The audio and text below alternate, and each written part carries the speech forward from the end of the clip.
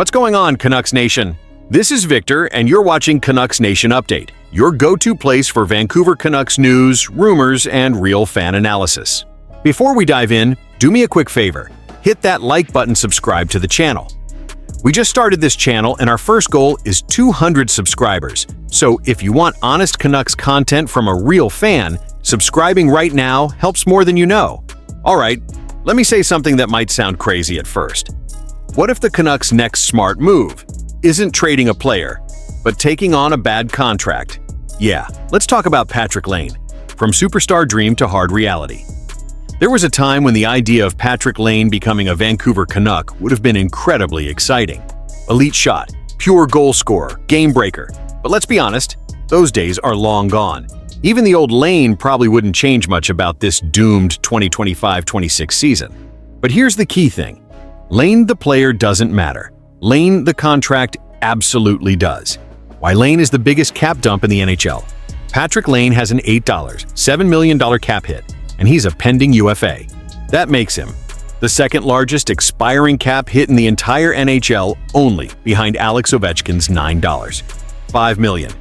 But unlike Ovechkin, Laine is producing almost nothing. This season, 1 assist in 5 games, tied for 139th in UFA scoring injuries or not. That's brutal. A sharp decline. Just 4 years ago, Laine signed that contract after posting 26 goals, 56 points in 56 games. Since then, his point totals 52, 9, 33, and now 1. That's not a decline. That's a cliff. This is not a reclamation project. Let's be clear. This is not a flippable cap dump. This is not a rehabilitate his value and trade him later situation. There simply isn't enough time between the Olympic break and the 2026 trade deadline. After that, he becomes a UFA. And realistically, he's signing a cheap prove-it deal or heading back to Europe. This is a classic cap dump, plain and simple. Why Montreal is the perfect target. If you're going to take on a cap dump, you need a desperate partner. Enter the Montreal Canadiens. According to Puckpedia, Montreal has just $920,000 in cap space, projected to reach only about $5 million by the deadline. That's nothing. They can't even activate Alex Newhook's $9 million without demoting a player.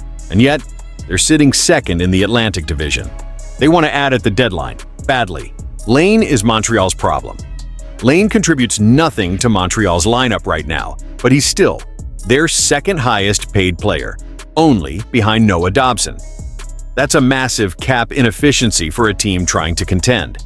So what's the solution? Pay someone to take the problem away. Why the Canucks can do this? This is where Vancouver comes in. By the trade deadline, the Canucks are projected to have around $8 million in cap space. That's almost enough to absorb Laine by itself. Add likely departures like Evander Kane, Teddy Bluger, and suddenly, cap space is no issue. And if needed, LTIR with players like Thatcher Demko or Philip Chytil. Bottom line, cap space will not be a problem in Vancouver. Laine may not even play another hidden benefit. Laine might not even take a roster spot. He had core muscle surgery in late October, was expected to miss up to 4 months, and even now he's back skating. But nowhere near a full return. Chances are, he spends more time in the press box than on the ice. He doesn't block development for younger forwards, perfect cap dump scenario. What if? But don't count on it. Sure, maybe. He finds chemistry with Elias Pettersson. Maybe we see flashes of old Laine. Maybe Vancouver offers a cheap 1-year deal. But let's be real, that's extremely unlikely. And that's okay, because that's not the point. What do the Canucks get? This is where it gets interesting. Montreal has all of their draft picks in the first 3 rounds for the next 3 drafts, a deep prospect pool. It's very realistic that the Canucks could get a 3rd-round pick or a decent prospect, and in a bidding war, maybe even a 2nd-rounder, all for taking on money they wouldn't spend anyway. As a Canucks fan, this makes total sense. This team needs future assets, not wins right now. If you can turn unused cap space into picks prospects flexibility, you do it. Cap space doesn't roll over. If you don't use it, you lose it. And passing on opportunities like this, that's how rebuilds fail. Now I want to hear from you. Would you take on Patrick Laine's contract if it meant getting a 2nd or 3rd round pick? Yes or no? And why? Drop your thoughts in the comments. I read every single one. If you enjoyed this breakdown, smash that like button. It helps the video reach more Canucks fans. Subscribe to Canucks Nation Update for smart rebuild talk, cap analysis, and real Canucks opinions. We're pushing to hit 200 subscribers, and your support really matters.